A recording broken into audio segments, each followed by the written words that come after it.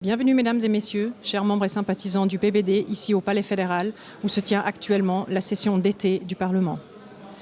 Une session digne d'un Hitchcock, puisque les thèmes qui ont été traités ont été polarisants au possible, la Lex USA, la stratégie de la place financière et la 6e révision de l'AI, pour n'en citer que 3.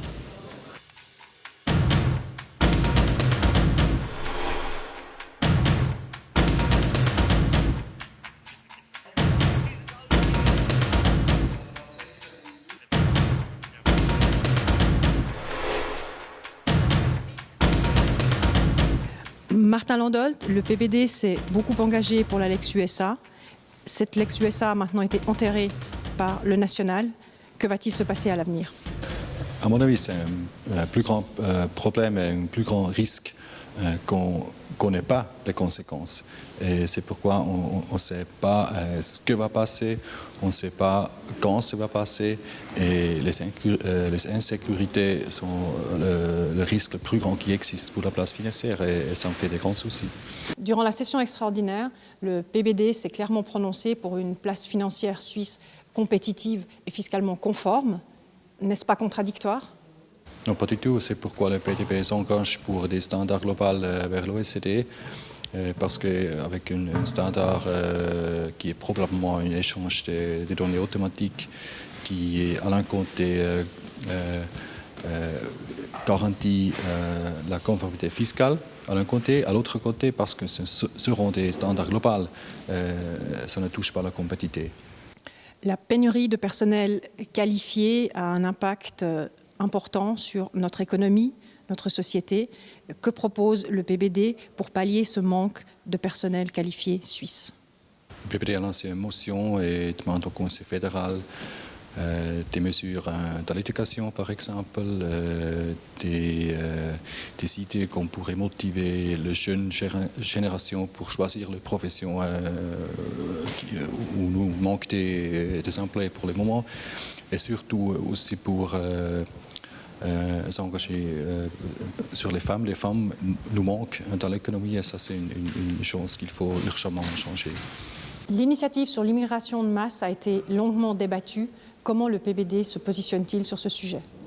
On est complètement contre cette proposition, parce qu'on ne trouve pas des solutions comme ça, et nous risquons un modèle de succès pour l'économie suisse qui a besoin des employés à l'étranger. Et avec cette initiative de l'UDC, c'est une idée trop dangereuse pour l'économie suisse.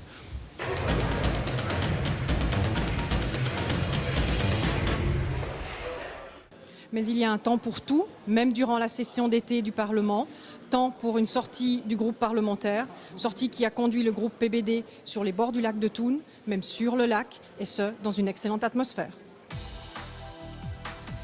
Conformément à la tradition, l'excursion des groupes parlementaires nationaux a eu lieu le 2e mercredi de la session d'été. Bien sûr, aussi celle du PBD. Avec les élus cantonaux, les représentants des associations et les sponsors, les parlementaires fédéraux se sont rendus au Tropenhaus à Frutigen. La conseillère fédérale Evelyn Wilmer-Schlumpf et le conseiller aux États Werner Luginbull manquaient alors à l'appel en raison des débats sur la Lex USA qui se tenaient encore au Conseil des États.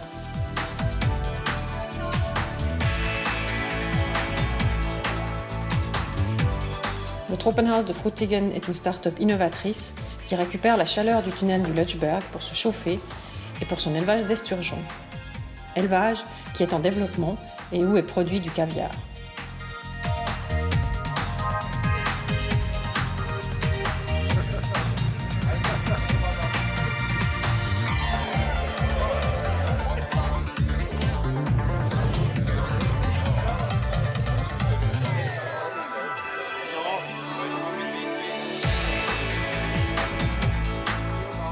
À l'apéritif, la bonne nouvelle tombe. Le oui surprise du Conseil des États à la Lex USA.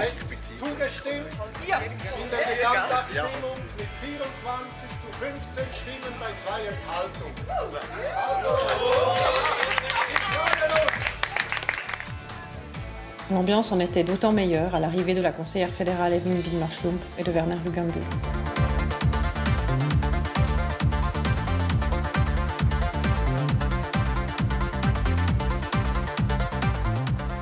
Habituée à maintenir le cap, Evelyn Widmer-Schlumpf a aussi pris la barre du bateau à vapeur Blümlis-Alpes sur le lac de Thun.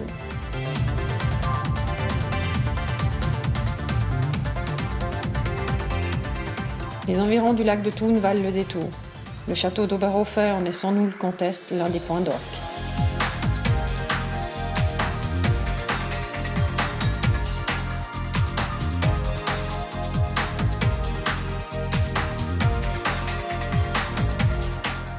Que ce soit sportivement ou culinairement, l'excursion du groupe parlementaire en avait pour tous les goûts. Un encouragement et une motivation bienvenue avant les défis qui attendaient encore nos parlementaires.